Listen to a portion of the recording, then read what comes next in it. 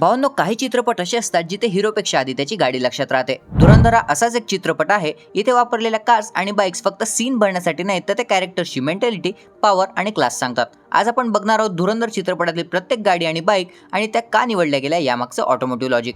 चला तर सुरू करूया. पहिली आहे Tata xenon, law and order on wheels. चित्रपटात पोलीस व्हेकल्स म्हणून आपल्याला दिसते टाटा झेनॉन. आता ही गाडी जरी इंडियामध्ये कमर्शियली फ्लॉप असली तरी ऑफिशियल यूजसाठी ती परफेक्ट आहे.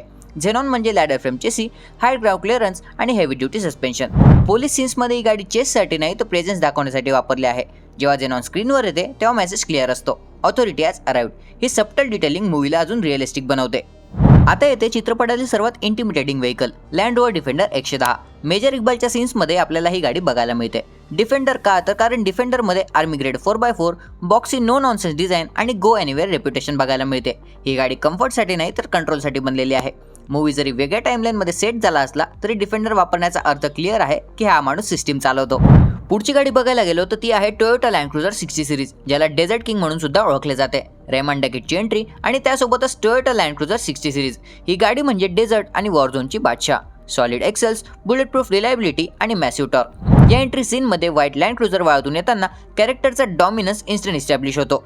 ही गाडी स्पीड दाखवत नाही तर ती कॉन्फिडन्स दाखवते आणि म्हणूनच Land Cruiser is equal to power without noise. पुढे टनेलच्या सीनमध्ये आपल्याला दिसतात 1998 होंडा सिटी आणि मित्सुबिशी लान्सर. या दोन्ही कार्स त्या काळात पोलीस डिपार्टमेंटसाठी आयडियल होत्या. Lightweight body, reliable petrol engine आणि इझी मेंटेनन्स. फास्ट नाही पण डिपेंडेबल आहेत.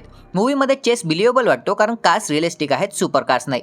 ही डिटेलिंग धुरंधरला ओव्हर द टॉप ऍक्शन पासून वाचवते. आता येते धुरंधर चित्रपटातील सर्वात dangerous looking luxury SUV, Lexus LX 470. ही गाडी वापरली आहे SPS स्लमच्या कॅरेक्टरसाठी. LX 470 म्हणजे काय, तर लक्झरीच्या आत लेपलेली लँड क्रुझर DNA. ही गाडी बेस आहे टोयोटा लँड क्रुझर 100 सिरीजवर, पण luxury level full on Lexus. 4.7 litre V8 petrol engine, full time 4WD, body on frame chassis आणि बुलेट प्रूफ रिलायबिलिटी. ही एसयूव्ही चेससाठी नाही, ही स्टेटमेंटसाठी आहे.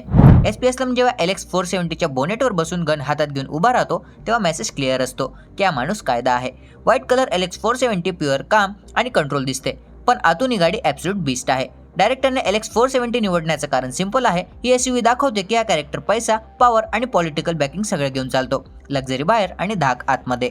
आता येते मूवी मधली most stylish ride, 1965 Ford झोडियाक mark 3. ही गाडी रेहमान डॅकेटची पर्सनल कार आहे आणि ते योगायोग नाही. लॉंग बोनेट, क्रोम ग्रिल आणि व्हाईट स्टान्स. डी ब्रँडेड असूनही गाडी इमॅक्युलेट कंडिशनमध्ये आहे. जसं कॅरेक्टर काम आहे, कॅल्क्युलेटिव्ह आहे, तसाच फील कारही देते. ही गाडी पाहून कळतं की हा विलन नाही, हा स्ट्रॅटेजिस्ट आहे.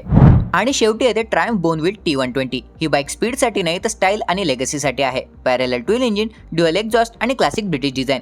चित्रपटासाठी या बाईकचे 2 व्हर्जन स्पेशली तयार केले गेले. माउंटेन सीन्समध्ये ही बाईक चालताना सायलेन्स आणि इंटेन्सिटी दोन्ही दाखवते. ही बाईक सांगते की हा माणूस ट्रेंड फॉलो करत नाही तर तो ट्रेंड क्रिएट करतो. धुरंधरमध्ये कार्स आणि बाईक कास्टिंग सारखेच इम्पॉर्टंट होत्या, कारण इथे व्हेकल बॅकग्राऊंड नाही तर त्या कॅरेक्टर्सचा आवाज आहेत. जर तुम्हाला मूवीज आणि मशीन्सचा ब्लेंड आवडला असेल तर व्हिडिओला लाईक करा आणि शेअर करा आणि ऑटो शेल्टरला सबस्क्राईब करायला विसरू नका, कारण ते गाड्या फक्त चालत नाही तर त्या कॅरेक्टरला रिव्हील करतात. अशाच व्हिडिओसाठी आताच फॉलो करा.